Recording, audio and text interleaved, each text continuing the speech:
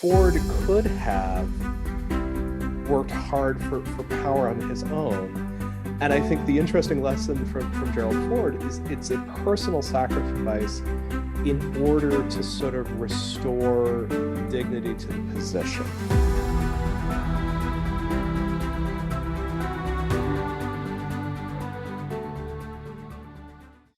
Welcome to Exploring the Question, brought to you by the Gerald R. Ford Presidential Foundation. I'm your host, Cleves Whitney, Executive Director of the Foundation. And in today's episode, we want to search out the question of trust or mistrust in our civic life, our common life together. Since Watergate and Vietnam, arguably, the question has arisen, has citizen mistrust of our leaders and institutions devolved to the point that our American democracy can no longer meet current challenges effectively? Well, to explore the nettlesome issues surrounding the possible mistrust that pervades us, I am joined by Ethan Zuckerman. Professor Zuckerman is the founder of the Institute for Digital Public Infrastructure at the University of Massachusetts Amherst. He's associate professor of public policy there. And from 2011 to 2020, he led the Center for Civic Media at the MIT Media Lab. Now, the book we're going to be discussing, it's Mistrust: Why Losing Faith in Institutions Provides the Tools to Transform Them, came out earlier this year in the spring. Professor Zuckerman, thank you for joining me. Oh, it's my pleasure, Cleves. I'm thrilled to be with you. And it's a really interesting time in America to be discussing this concept of trust and mistrust in institutions. It sure is. Well, let's be good followers of Socrates at this point. Let's define the terms trust, mistrust, and also comment, if you believe it's important, to see if they're contested terms at all in your research. Well, I think what's actually important is to delineate a little bit between trust between individuals and trust between individuals and institutions. I think that's sort of the first critical shift. People trust each other. We trust our friends and our families.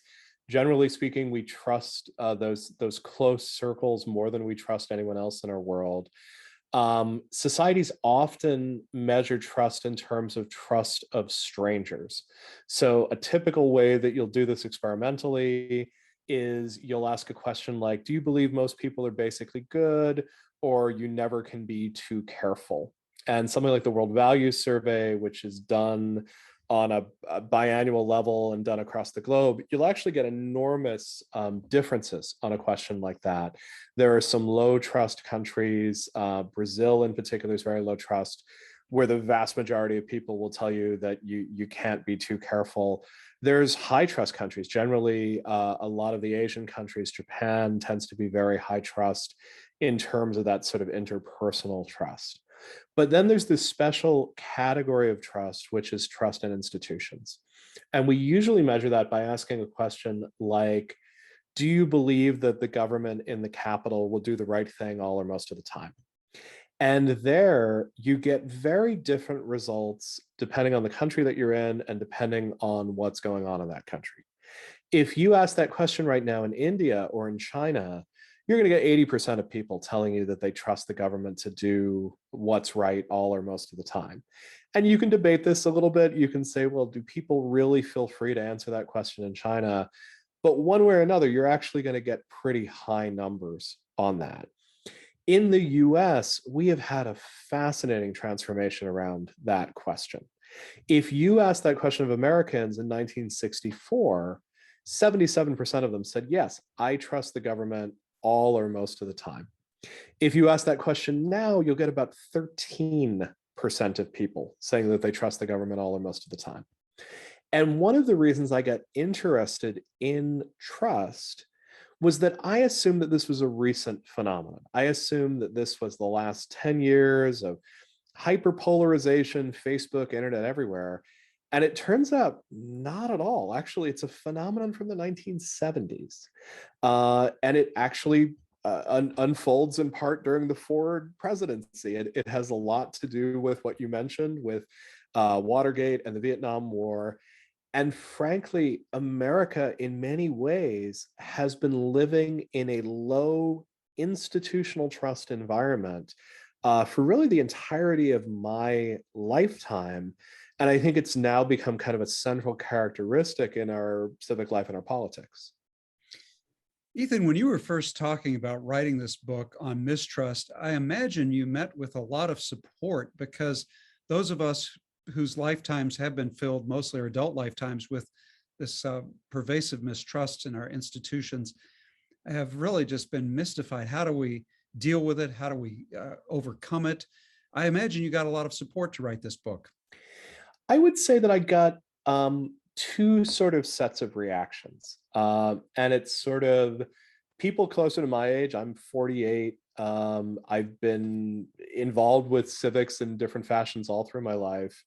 And sort of the age of my students. I teach mostly grad students, so I get a lot of people between about 20 and 30. Um, and there, what I get was this reaction of, why would you try to get anything done with the government? Um, that's just extremely skeptical. That's not how social change happens. And people of my generation and older tend to be a little dismissive of that attitude. We tend to look at that and sort of say, well, you young people just don't know how the world works. If you only knew how civics worked, you'd take it much more seriously. What I found in the course of sort of researching and writing this book was that in many cases, the young people understand extremely well how civics works. They've just lost confidence that those institutions have a real possibility of making a social impact, making significant social change. So in that older group, the reaction was, yes, mistrust is terrible. How can we get anything done if people won't trust the institutions? With younger readers, the response was, finally, someone is admitting that many people just have so little trust in Congress, so little trust in the executive branch, increasingly, unfortunately, so little trust in the Supreme Court, that clearly social change is going to have to happen through other channels than through the three branches of the government model that we all get taught in school. Just about every form of government outside of totalitarianism requires, some trust in leaders and institutions. But I want to know, in your opinion, what makes democracy different? I mean, what does mistrust toward our neighbors, leaders, and institutions do to a self-governing people? Well, let's actually start in economics and then let's go over to institutions from there.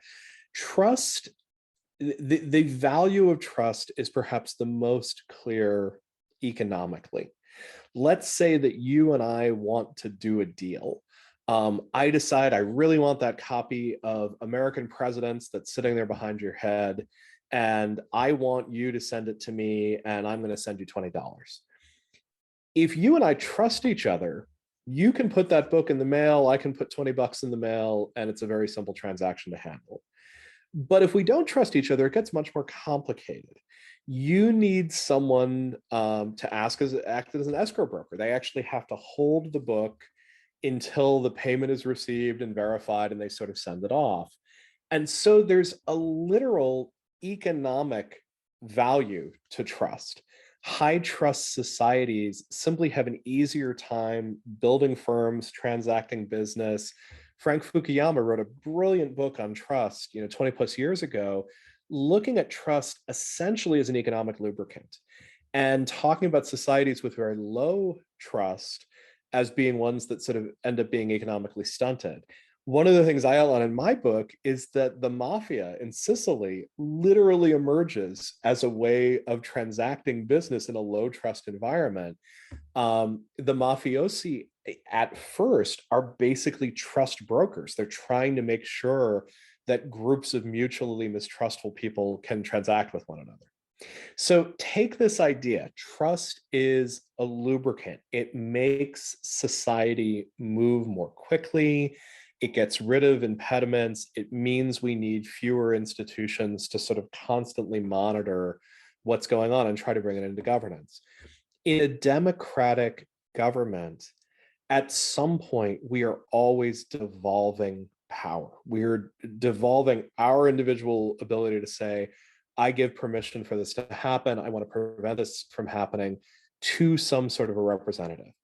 Either it's an elected representative who represents us in a deliberative body like Congress, or I'm essentially saying I'm going to follow the rules of a regulatory body. I'm going to be subject to how the Federal Trade Commission oversees trade and those sorts of things. In a situation where we don't trust those institutions, where we worry that our vote is being canceled out by the votes of lobbyists, or where we believe that those regulatory institutions have become political institutions, and if we're not represented by that particular political party, we won't be treated fairly. We have to spend an enormous amount of our energy demanding transparency, auditing, having oversight of those institutions, and then trying to hold them responsible when they fall short. You can hit a point in a society where it's very difficult to actually do anything because people are so skeptical of those institutions. My historic background is that I'm a scholar of West Africa. And I watched the West African nation of Nigeria try some years ago to make a really positive progressive reform. They were going to start taxing gasoline in a serious way. Nigeria is a petroleum producer, like a lot of petrostates. They have very cheap gasoline. It's a subsidy for people who are wealthy enough to have cars. So they start taxing gasoline, and the people take to the streets. They riot, they burn tires, they protest, they have to turn it back. Here's the problem. The tax makes sense in a high trust society. We're going to take in more money as the government. We're going to spend it on schools. We're going to spend it on public goods. Your kids are going to have a better education. But in a low trust society, you just sort of assume, now I'm just paying more for everything, and the government's just going to steal it because that's all they do. You can hit a tipping point in a society, and Nigeria may have hit that tipping point, where trust is so low that effective governance is almost impossible. Now, we're a long way from that in the United States, but I do think that particularly when you talk to young people about where they see their ability to affect society and to affect change, they are not looking towards the government in Washington for the most part. They're looking towards social movements, they're looking towards businesses, they're looking towards other institutions that they think are more worthy of their trust at this moment in time. In your book, you indicate that the three institutions that Americans tend to trust are the military, the police, and small business. I wonder how much that has changed in light of, say, the last 18 months. Yeah. I'm quite certain that the trust in police has fallen. I don't think there's any chance that's changed. Although, keep in mind that the police have now become an incredibly polarizing issue in American society. So my guess is that trust in police, which was already low in communities of color, was already low with people in the Democratic Party. It's probably lower. It may actually be higher on the Republican side of the aisle with Blue Lives Matter and sort of a rallying around the flag. But let's just actually unpack that for a bit. I looked at trust in a number of different institutions, ranging from Congress, which is consistently the least trusted, but then including things like the judiciary, the criminal courts, churches, banks, big business, newspapers, television. So at the very top of that pile are the military and small business. Small business, I would argue, is not an institution. The reason we like small business is that it's individuals, right? We can actually relate to an individual and a small team of people rather than relating to something like a Walmart or a Walgreens or something like that. The military is kind of a weird peculiarity here. Part of it is that when we started collecting data on trust in the military, it was during the Vietnam War. So obviously trust at that point was extremely low, as there was a perception that the military was going to fight the war, whether or not the facts on the ground still dictated American involvement. So in some ways, we've just seen a rise from that very low level of trust. I think there is a sense that in a nation with an all-volunteer military, that no matter your political opinion, there is some sort of a duty to respect anyone who's willing to make that sacrifice for the country. And so I do think the military, I would also say as a confirmed progressive, my respect for the military has a lot to do with a genuine attempt at a post-racial meritocracy, and creating enormous opportunities for advancement for people of color. There's still a lot more work to be done at the general ranks, but an actual better record on racial diversity than most of our corporate boardrooms. So you can take it from me, a confirmed lefty. There are absolutely things to admire about America's military. I think the point that I really want to make is that most of our institutions have seen a trust collapse, and even institutions you might think of as relatively non-controversial. So our confidence in the medical system has gone down very sharply since the 1980s. And if you look at correlations there's a decent chance that that aligns with the rise of managed care. So when people are thinking less about their family doctor and know more about their insurance company, we seem to trust the system quite a bit less. There's other cases where you can point to individual news stories. America's trust in organized religion and churches falls quite sharply when the Boston Globe starts reporting about sexual abuse in the Catholic Church. And it becomes clear that unfortunately, not just in Catholicism, but in a lot of Christianity, sexual abuse has been endemic in the church and not addressed for very long periods of time. So trust can go away for perfectly understandable reasons. There can also be a sense in which trust is a larger reaction to this question of, is society working well for people like me?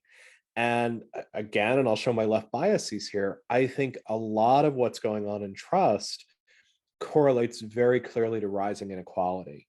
And as we're heading into a society that is increasingly unequal, there are more and more people who feel like they're not doing particularly well in late stage capitalism. And I think that has a lot to do with institutional mistrust. Gosh, your comments are so rich. I can't help but respond to what you were saying about the military. I Sure. have it on good authority from Southerners, Southern people who went into the military, that it was the military, it was that institution that broke down their prejudices, their racial prejudices that they had grown up with. And so, three cheers for the military in that sense. They were one of the truly the bellwether institutions in our society that were doing that hard work. And they basically said, we can't know what you're thinking or feeling on the inside, but if you express racism in your actions, there will be consequences.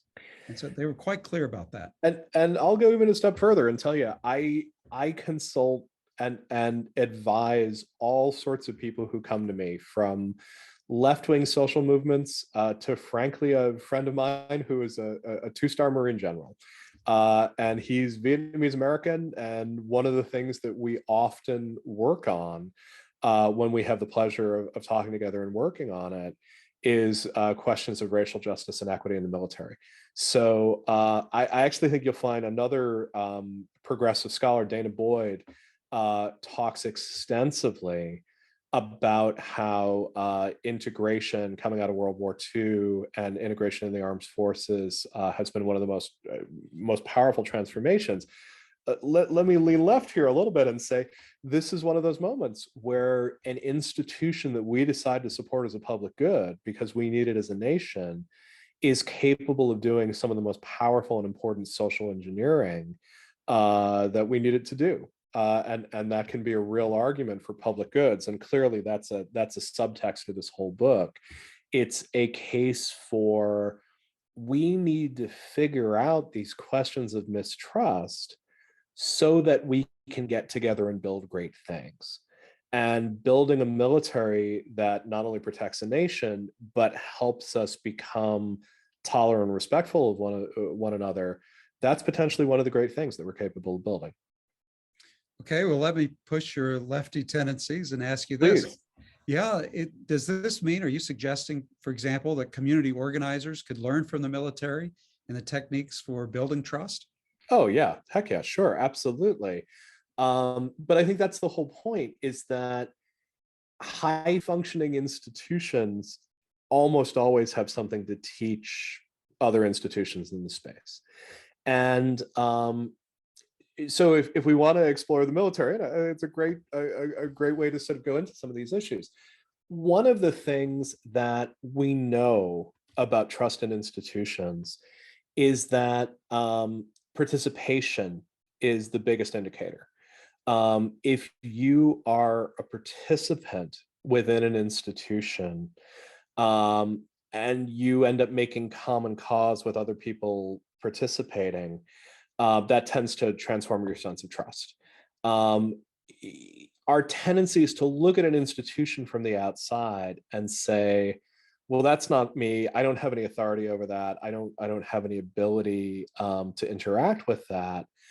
Um, but if you feel like you're part of an institution, you tend to become a defender, you tend to become a supporter of that.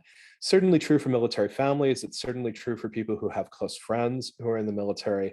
It's potentially one of the dangers of an all volunteer military is that you end up with groups of people where it's more likely that people are going to join the armed forces. You end up with groups that it's less likely.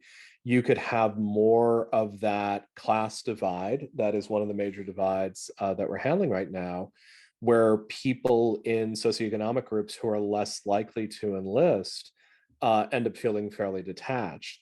What I think the military has done extraordinarily well is taking that sense of inclusion and expanding it beyond people who are enlisted to their families, the communities that they're involved with. Where there's potentially a danger is, do we end up with a vision of the military that's serving and feels composed of some subset of America and not the rest of America? Do you support universal service? I think universal service of some sort would be extraordinary for America. I would love to see some combination where there's military service, there's social service, there's teaching. I'd love to see some sort of a service year requirement for 1 to 2 years that asks all young Americans to put something back into their communities. And I think you have to do it in such a way that it's not purely military service. I do think that there's reasonable objections.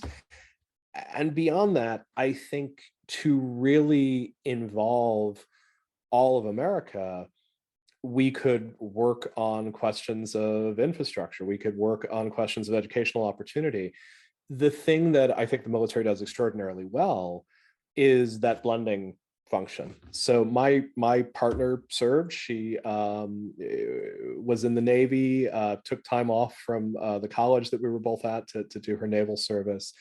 And what she found so transformative about was that very conscious decision to sort of say, we don't really care where you're from.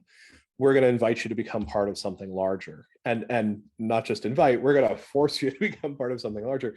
I don't think that's a bad thing for the United States right now. I think at a moment where it's so easy to see barriers between ideology, between region, between different parts of the country, certainly barriers of religion and race that have always been with us, having some force mixing function, I think is an extremely valuable thing to do. I so agree with you, Ethan. When I was teaching in Germany back in the 1980s, I was teaching 12th and 13th graders in gymnasia. And the question would come up as they were preparing for their next steps. They'd say, well, we have service, in Germany, West Germany at that time, you had universal service. And for the conscientious objectors among them, they didn't have to go into the military. They could go serve as orderlies in hospitals, teachers' aides in the schools. But there was something that they were giving back. And, they were happy to do it. I don't remember any student saying, oh, darn, I have to do this. They were, because it was expected, and they had that sense that it was important to give back to the community. So, even for people who have, well, the way they did it in Germany is you had a shorter time of service in the system. So I think it was 12 months at that time. So, if you were going to avoid the military, you had to serve maybe 15 months, in a hospital or school or something like that. So there was a little bit of a compensation there for going into a more dangerous area of service. But still, just think of what that would do for our young people if we had that kind of unity. And our classism, the extremes of inequality, wealth inequality that we talk about nowadays, that would start to break, the cultural background to that would start to break down, it seems to me. So I think trying to connect all of this back to these questions of trust and mistrust, imagining something like universal service where people have a chance to see the good and bad of how large institutions work, education, public health, military, et cetera, et cetera. I think for so many of us, it would give us multiple points of exposure. I think an enormous amount of what happens in a low trust society, and I think increasingly the US is a society with very low institutional trust. We are inherently suspicious of institutions that we haven't had a chance to work with. When we work within an institution, we tend to take away two fundamental truths. One is that at the end of the day, it actually kind of works most of the time. Most of the institutions that we're sort of talking about here, they actually do end up, sort of providing a function. Kids get educated, people do end up getting healthcare. The other thing that you end up finding about most of these institutions is that they're so screwed up that giant conspiracy theories about how they're controlling our lives and our worlds are not especially viable. Anyone who has actually worked in a newsroom and has sort of tried to figure out the hard work of this event happened somewhere out in the world 2 hours ago, what actually occurred, and how do I summarize this in a short way, sort of understands that there's really no time within those 2 hours, to take your orders from George Soros and the left-wing cabal to shape public opinion. There's just nowhere in that process where the conspiracy would actually have time to work. And so I think if we could actually figure out how to let people have a much broader sense of experience and sort of touch more of these institutions and sort of see the good and the bad of the inside of them, we'd actually see a much higher rate of trust. And I have a very straightforward example for this. I have a dear friend in Rome. His name is Luigi Reggi. He was working for the EU, and he was doing all this work on data transparency. Let me show where EU money is going in Italy. And what he found was that no one cared. No one actually wanted to look at those numbers. So he tried something else. He said, look, let's go as a group and let's go audit one of these EU projects. Let's go over to the EU project. We'll sit down with the director of it and we'll say, hey, can we look at your books? What are you spending money on? What do you do? Who do you serve? How does it go? And we'll write a report about it. And he called this a monathon. It's like a hackathon, except that you do monitoring. And he's been doing these now for about 10 years in Italy. They're mostly done by high school students. Generally speaking, people come in enormously mistrustful of institutions. I'm sure those guys are stealing all the money. And they actually come out of them quite trustful of those institutions. You sit down with those institutions and you say, oh, you're serving homeless people. Okay, here's what's hard about that. And you start getting a sense for where that money is actually going. So much of what happens with mistrust is an attitude. It's an assumption that terrible things are happening that's not actually supported by any of the evidence associated with it. It's supported by this sense that things are bad and getting worse. And it's a feeling that builds on itself unless you have that opportunity to get in and actually participate in those institutions. No, Ethan, what you're saying actually takes me back to the founding of this country. And it seems to me that the founders actually built into our institutions an acceptance of a degree of mistrust. I mean, if you look at the three branches of government and the federalism and then the sectionalism that was such a problem at the founding, with the slave states on the one hand and then the abolition states on the other, our founders actually seem to have had a pretty realistic view of the human condition and sort of built a constitution that would absorb a lot of that mistrust. So interestingly enough, the book starts before the constitutional moment. It actually starts in Shays' Rebellion, which happens while we're still under the Articles of Confederation. And in Shays' Rebellion, for all of you who aren't immediately up in your colonial history, America wins the Revolutionary War. in the process, an enormous number of troops who've sort of put in their service go back to their farms. And here in Western Massachusetts, where I am, my neighbors went back to their farms and start getting taxed by the government in Boston and find themselves in danger of losing their farms. And they start saying, wait a second, this makes no sense at all. I've just fought to liberate this nation, and now I'm going to lose my property to this government. This is nuts. They head down to Springfield, Massachusetts, which even back then is a manufacturer of arms. They decide to seize the armory and lead a rebellion against Boston. And it's a disaster. It's one of the least accomplished military actions ever in American history. It's a siege that doesn't work. Everyone ends up fleeing into the woods of Vermont, so on and so forth. But it scares the founders so much that they actually have the debates that lead to the Federalist Papers. It's debates about a stronger federal government so that we might have a standing army that could put down insurrection, things along these lines. In that debate, Thomas Jefferson, safely 400 miles away from the rebellion, says, no, I hold it that a little rebellion now and then is a good thing, and that we shouldn't overly punish this form of rebellion, because we actually want to look at this and say, what does this tell us about our systems? What's wrong with our systems that the rebellion is in response to?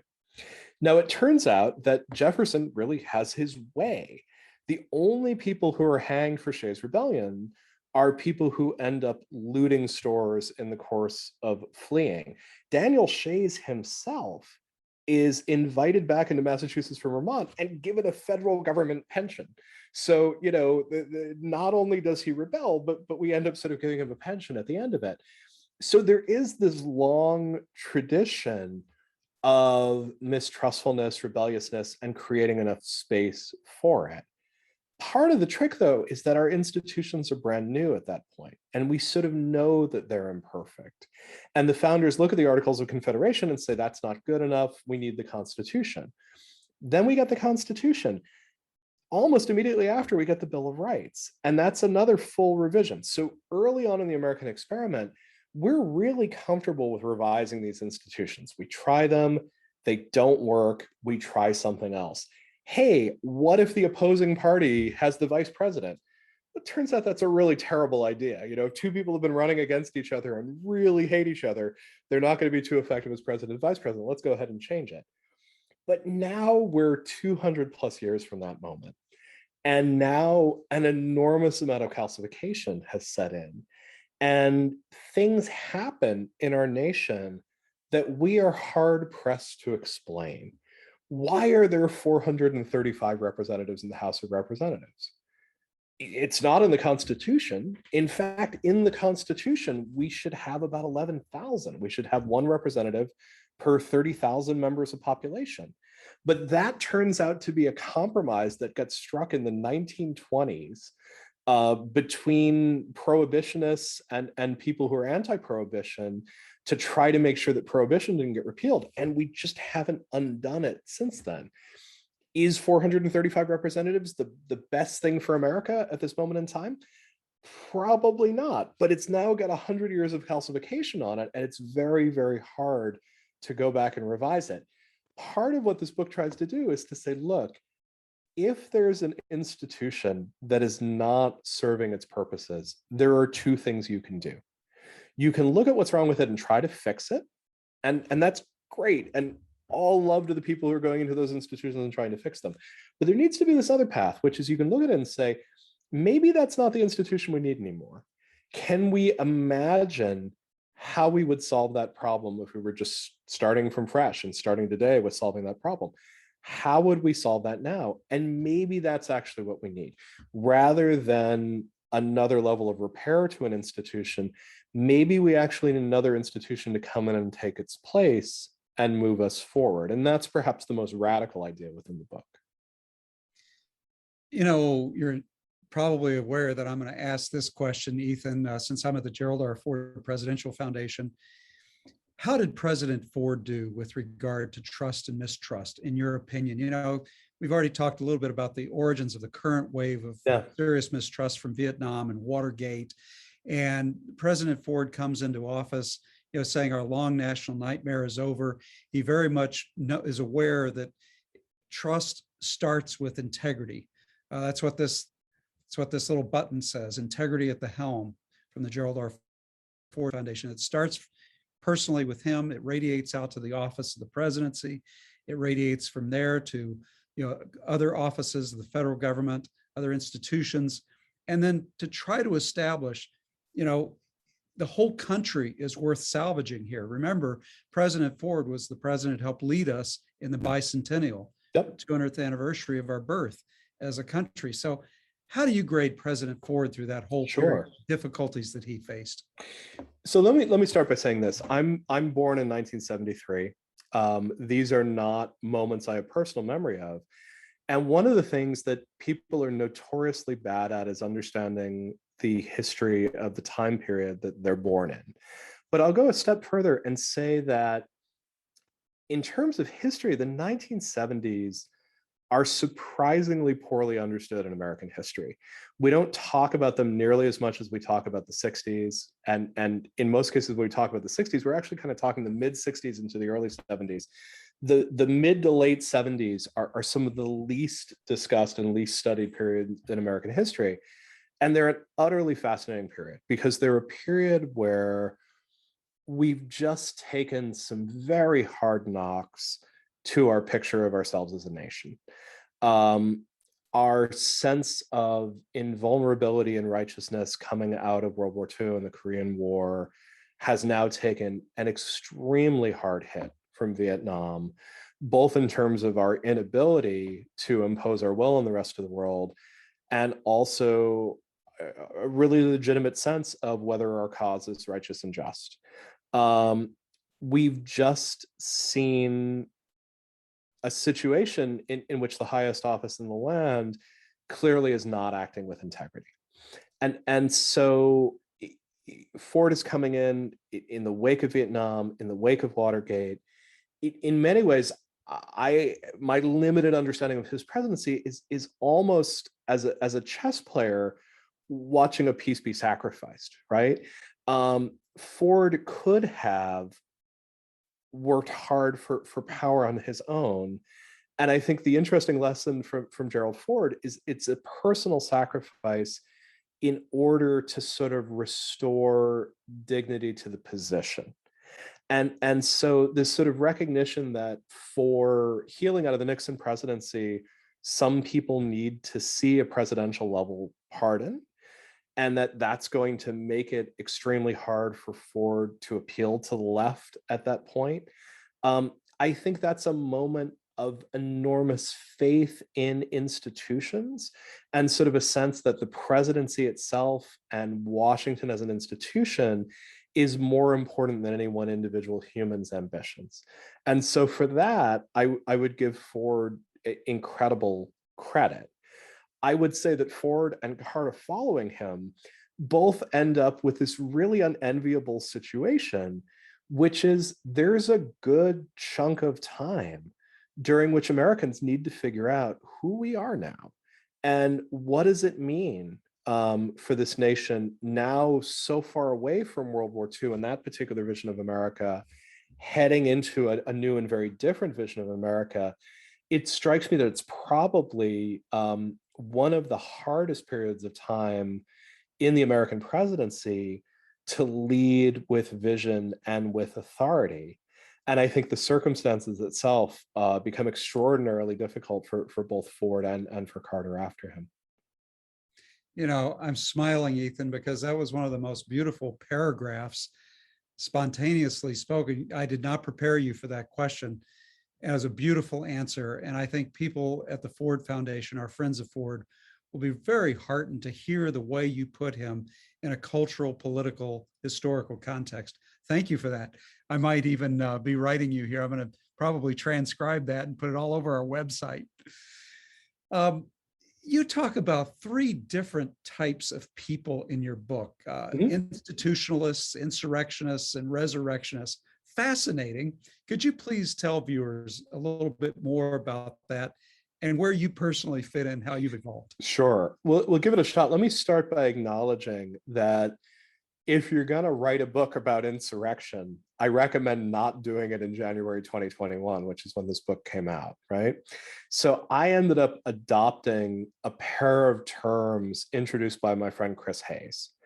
And Chris makes this argument that understanding US politics in terms of left and right is probably pretty oversimplified these days. It's useful to understand left and right, but you also have to understand people's perspectives with regards to institutions. Either you tend to believe that institutions are fundamentally sound, and that if you want to make change in the world, the best thing to do is to join those institutions and, as a person of good character and good faith, work to make them stronger and more dynamic. The other take on this is the insurrectionist take, which is some of these institutions are just broken. And sometimes we have to look at that institution and say, that's not fit for purpose anymore. We need something to come and take its place. And what's interesting about this is you add this together and you actually end up with a much richer political landscape, right? So the 2016 US presidential election is between a left institutionalist, right? Hillary Clinton understands the institutions, believes that Washington as it works can be a tool for change in the world.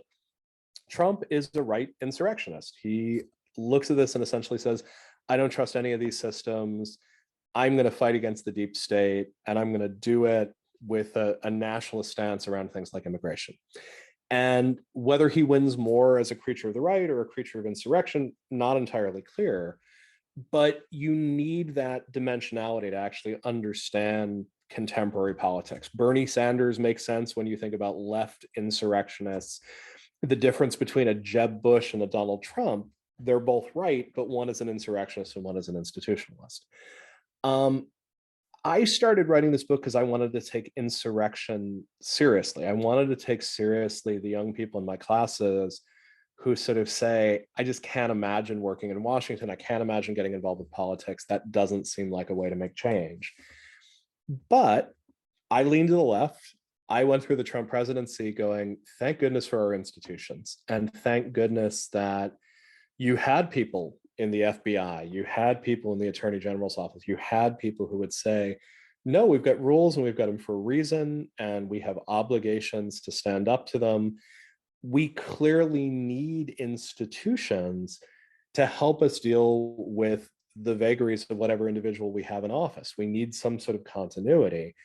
So my question then becomes, can we look at some institutions that are failing and try to put new institutions in their place? So, this one's hard because it gets into territory that feels very politically fraught, but I'm going to put it out there. I think some of the most mistrusted institutions in America right now are local police departments. And I think there are some local police departments where that actually makes good sense. You often have very difficult track records of racial injustice. You have records of corruption. We're starting to see moments of reinvention. One of the lessons that a lot of people are looking at right now is Camden, New Jersey. Camden, for quite a while, was probably the most dangerous city in the United States in terms of its murder rate. It was also one of the most corrupt and inept police departments, with many, many cases of internal corruption. And it was a police department that ultimately was rebuilt in ways that are both very positive and very hard for me, sort of coming from the left. It's now a police department that focuses on community policing. It focuses less on arrest rates, but it did it by destroying its union and creating a new sort of police and public safety department at the county-wide level. I still see that as a really positive example. I see it as an example of looking at an institution that incremental change wasn't going to fix. It actually needed to be thoroughly rethought. It was literally shut down and then replaced with a new institution with a different history and a different set of procedures and goals behind it. But it was done in a way that was frankly really hard for people both on the left and on the right. And so that re-envisioning of an institution and sort of replacing something dysfunctional with something entirely new. That's something that I've started referring to as resurrectionism, like looking at the dead institutions and figuring out what could we do to replace them, not with no institution. And I think this is one of the mistakes. Almost no one who talks about defunding the police is actually talking about having cities that don't have a police force. What they're actually talking about is something much closer to Camden. They're talking about taking apart something that was dysfunctional and building something new in its place, some combination of a traditional police force that can respond, if necessary, to threats with an armed response, but also something that really focuses on community policing, on mental health, on support for the community. If we could have those conversations and actually face how difficult but how important they are, I think we could talk much more seriously about this question of what institutions are really in need of that thoughtful reinvention and resurrection. Very interesting way of sort of parsing the types in our political environment. So you're a teacher. You have a lot of students. You've referred to them a couple of times now in our conversation. What do they think of your thesis? I mean, do they buy it? Do they challenge it? You've said a little bit about that, but elaborate, please. So I have been so blessed to teach, and in a very literal sense, it's calling. It's not what I trained for. My background's actually as an entrepreneur. It's as a .com guy in the venture capital field.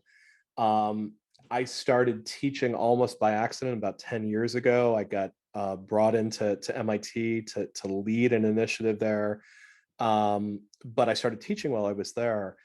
6 of the students that I taught while I was at MIT are now tenure track professors at universities around the country.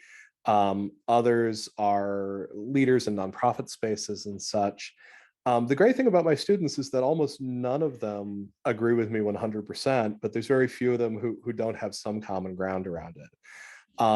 A lot of my students have gone on into a field that's often referred to as civic media.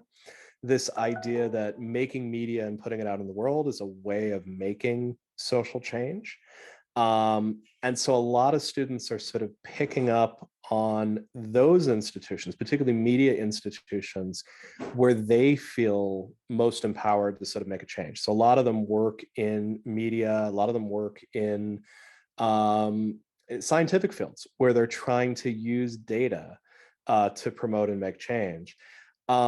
Where my students probably push a little further than possibly you or I would be is a number of them probably identify as abolitionists. They look to things like the prison system, and their goal is not necessarily reform, is not necessarily resurrecting a new and better institution, but sort of imagining and building, a post-prison society. And I find myself really productively challenged by that thinking. I want to think about what it means to sort of re-envision, frankly, much bolder thinking that I'm trying to do. I think that's another blessing of teaching is to have students who maybe take the work that we're doing and then sort of push us to go even further. So I love the fact that essentially none of my students leave me comfortable. They leave me challenged always by the work that they're doing and the work that we have to do together. I so appreciate what you're saying about these students because they're wonderfully challenging and often with the best of hearts. It's not just sort of the cynical reaction. Well, I'm curious. You've written a bold book, Ethan, and now that you've encountered some constructive criticism of your work, I'm wondering, what would you change if you're going to write a second edition of Mistrust? Yeah, I'll tell you, I just wrote the new introduction to it. So I'll tell you, I focused on 2 things. One, we've talked about a little bit. We talked a little bit about what an example of productive insurrectionism could look like in something like defund the police. And I actually talked about that Camden example. And for me, defund the police understood properly rather than understood as, The slogan that's been thrown around is actually, I think, an enormously helpful way of thinking about what does it mean to lose trust and then really reform an institution.